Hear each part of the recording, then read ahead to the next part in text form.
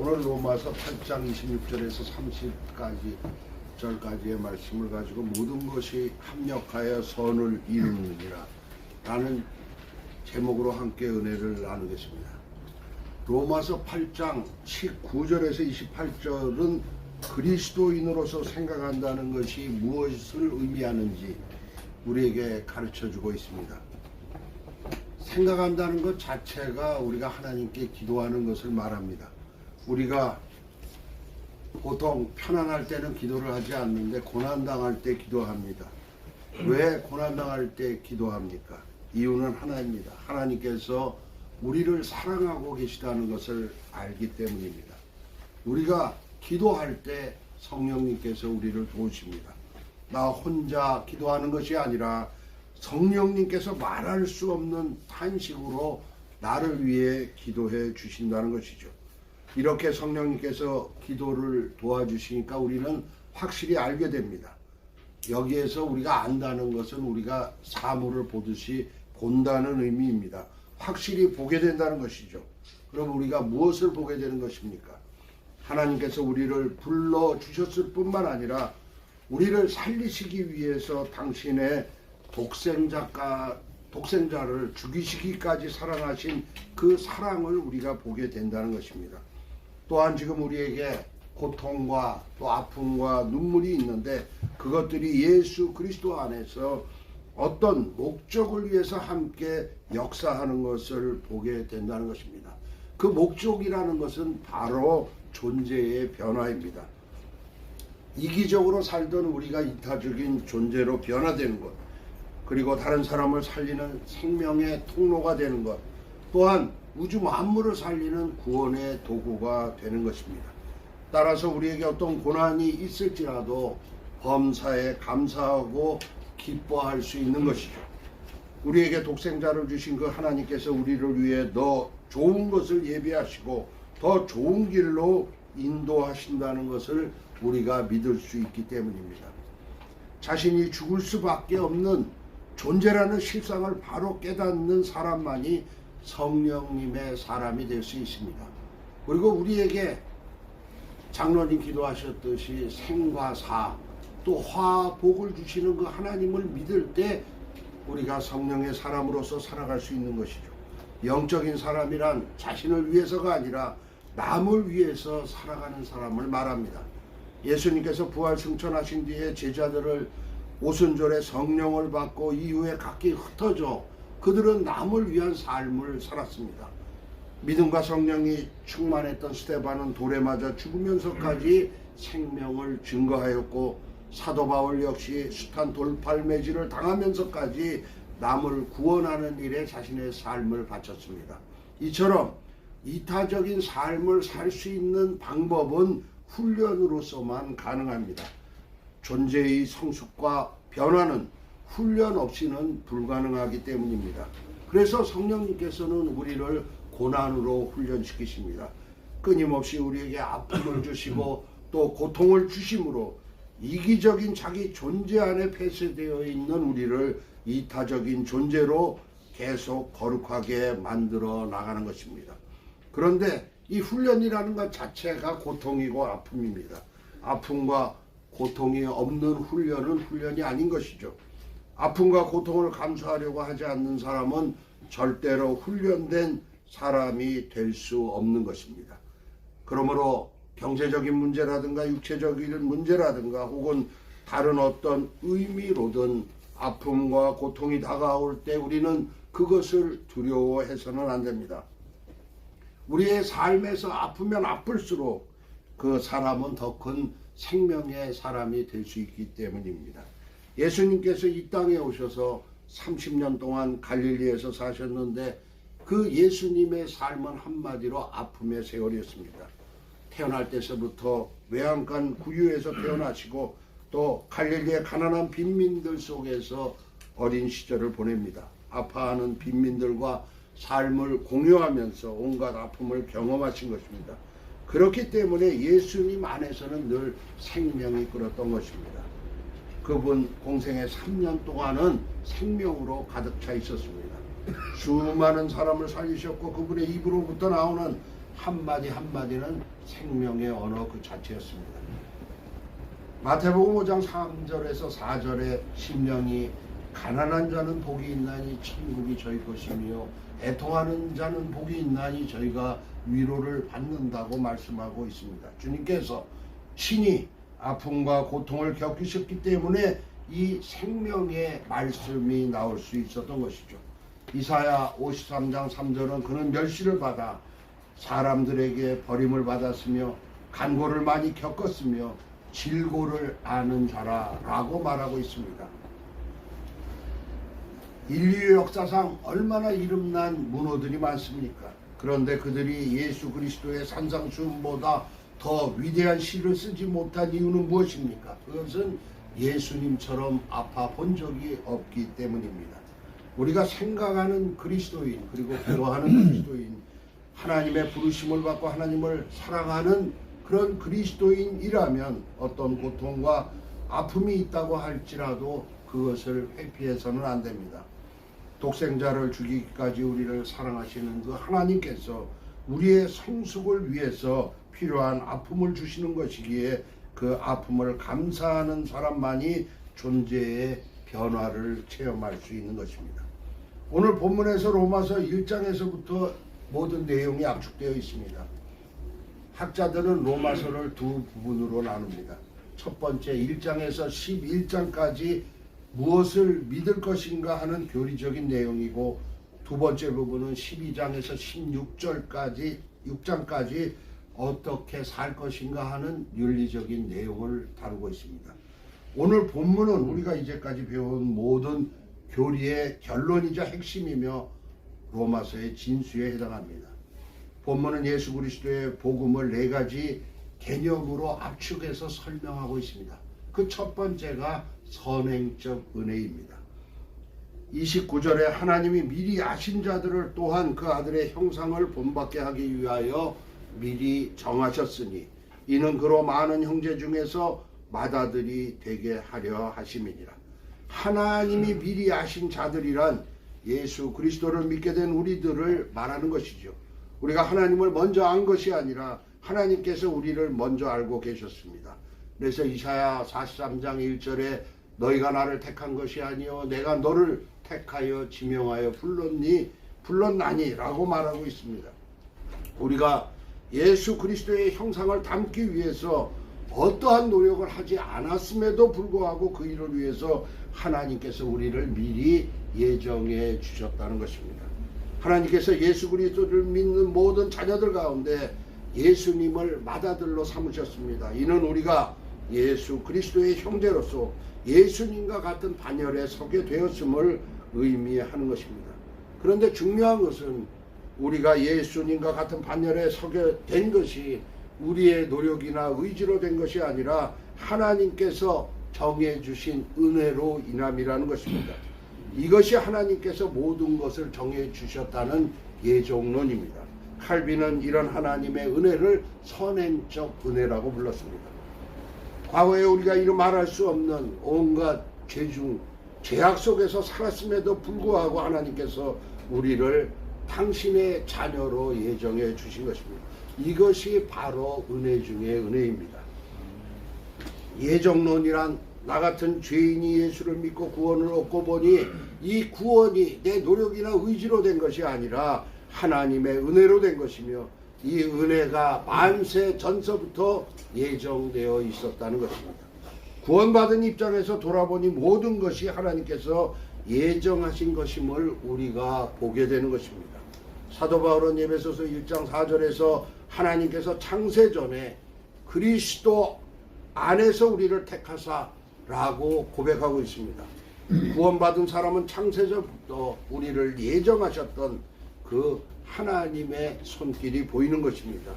만약 하나님의 선행적 은혜가 아니었다면 지금 이 자리에 앉아 있을 사람이 누가 있겠습니까? 하나님께서 우리를 구원하시기로 예정하셨다는 것은 참으로 놀라운 은혜입니다.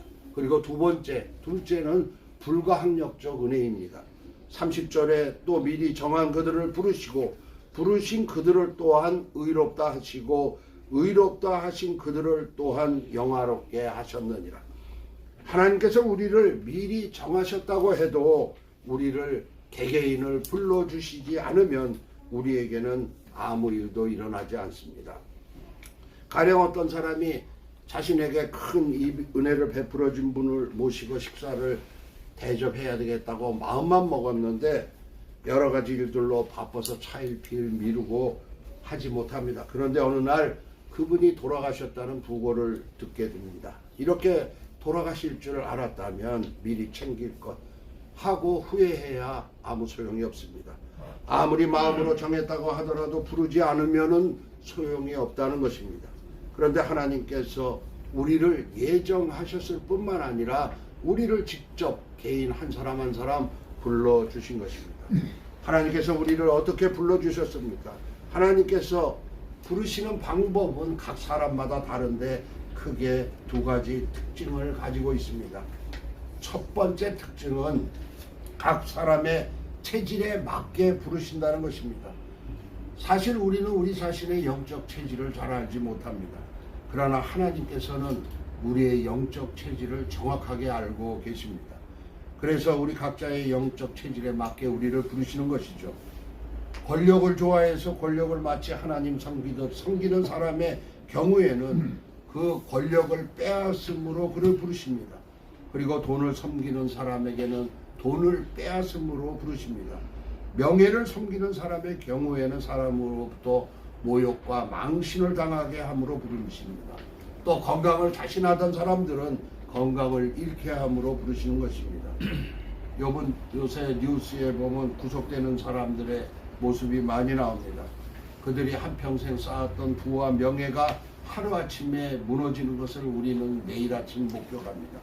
보는 이들은 그저 이 사람도 저렇게 망신사를 겪고 망하는구나 라고 생각할 수 있습니다. 그런데 그 다음 단계를 보면 더 보이는 것이 있죠. 지금은 그토록 망신을 당하고 수치스럽지만 그들 가운데 하나님께서 부르신 사람이 있다는 것입니다.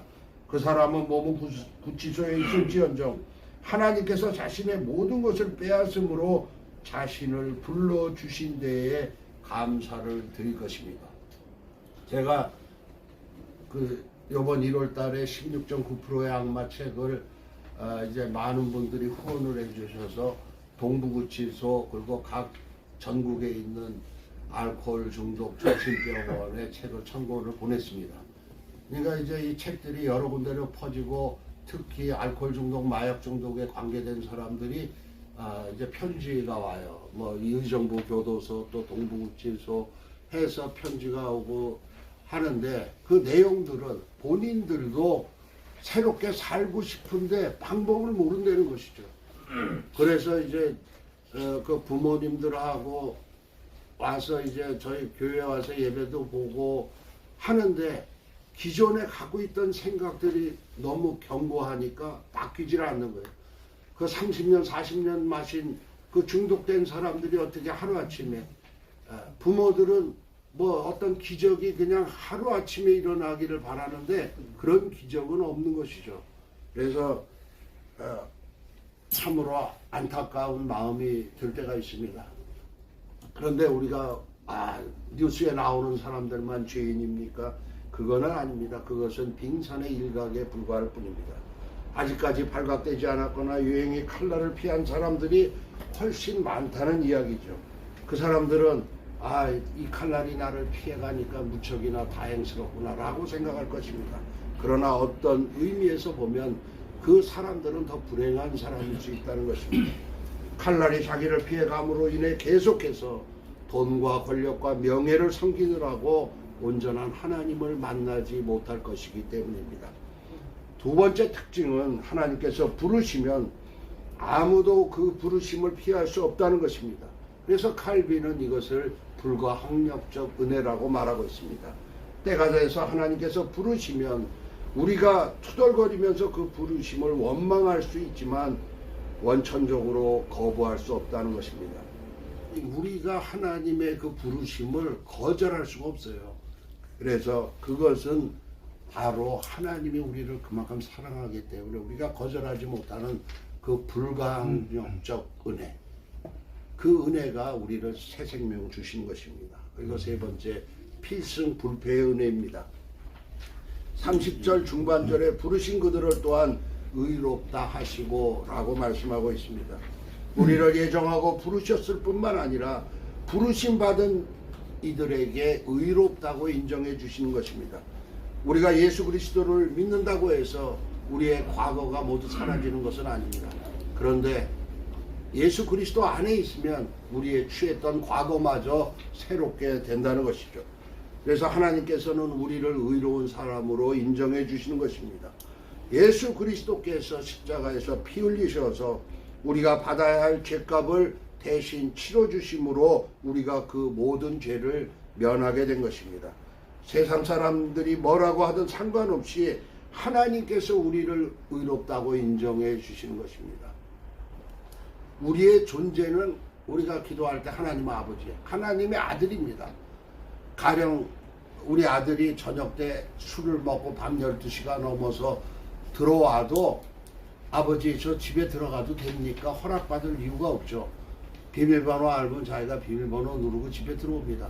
그리고 냉장고에 있는 거 먹고 싶은 거 다 찾아 먹을 수 있어요. 왜? 아들이기 때문에, 내 집이기 때문에.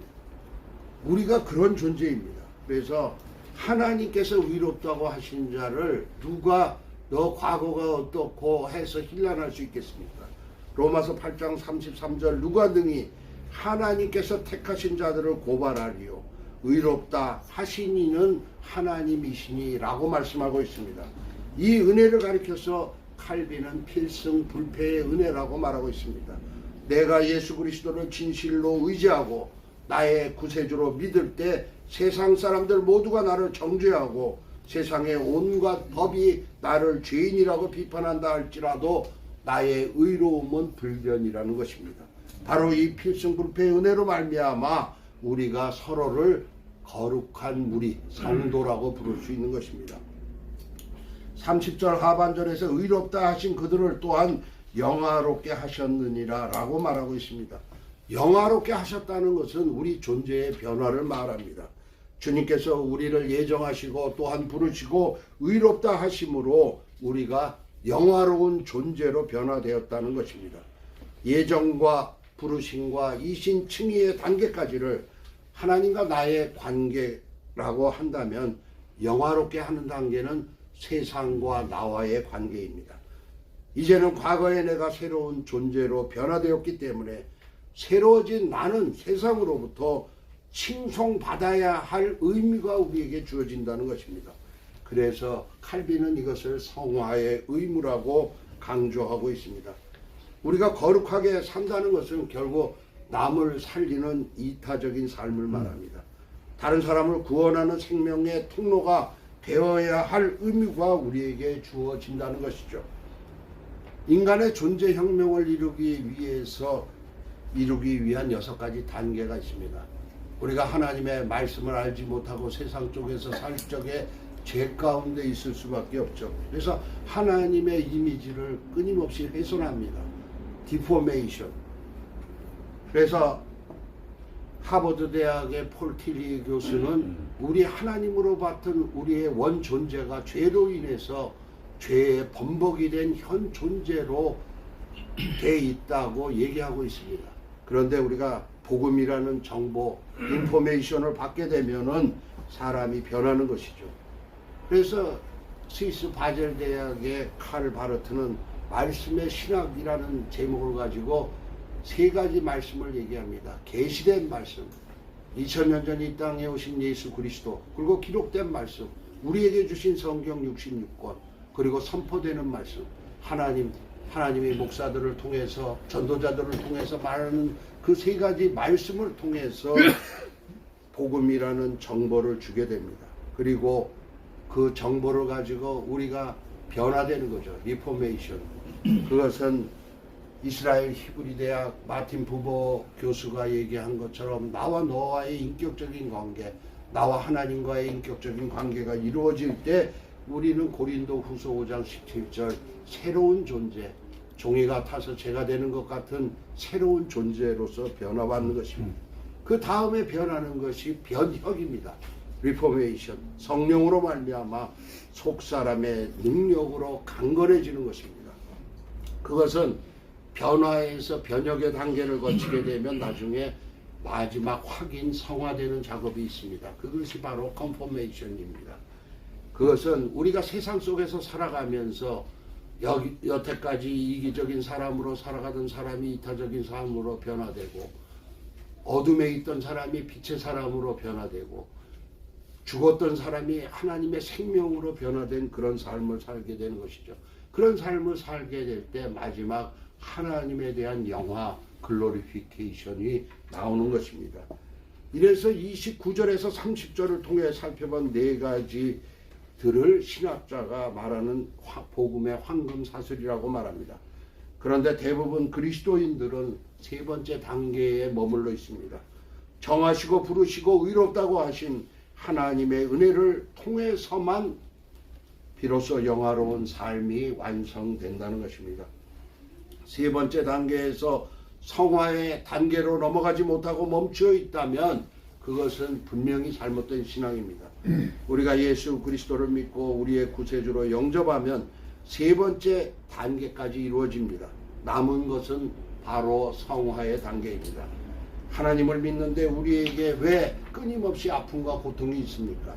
선행적 은혜를 주시고 또 불가항력적 은혜를 주시고 필승 불패의 은혜를 주신 하나님께서 우리를 영화로운 존재로 만드시기 위함입니다. 아픔은 하나의 과정이고 도구일 뿐 하나님께서 원하시는 것은 우리가 영화로운 존재로 성숙되는 것입니다. 왜?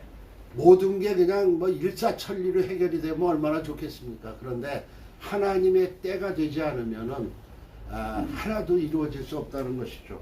우리의 삶 가운데 어떤 고난과 아픔이 있다고 할지라도 그것을 아픔으로 생각할 것이 아니라 주님께서 우리를 영화로운 존재로 훈련시키기 위한 것임을 안다면 우리에게 그 은혜를 베풀어 주신 그 주님의 손길에 우리 전부를 맡겨야 할 것입니다.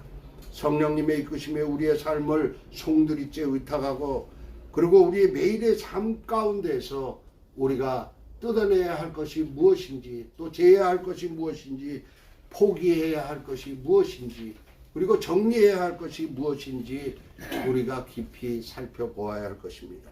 우리가 먼저 거룩한 그리스도인으로 변화되어야 사람을 살리고 만물을 구원하는 하나님의 도구로 쓰임받게 되는 것입니다. 이제 여러분들의 삶이 주님의 생명으로 가득 차기를 주님의 이름으로 축원드립니다. 아멘. 감사하신 아버지 하나님, 오늘 이 아침 하나님의 말씀을 가지고 대했습니다. 아버지 하나님, 저희가 변화받게 하시고 이 땅에서 그리스도의 영광을 드러내는 믿음의 용사들이 다 되게 하여 주시옵소서. 우리 구주 예수 그리스도의 이름으로 감사하며 기도드리옵나이다.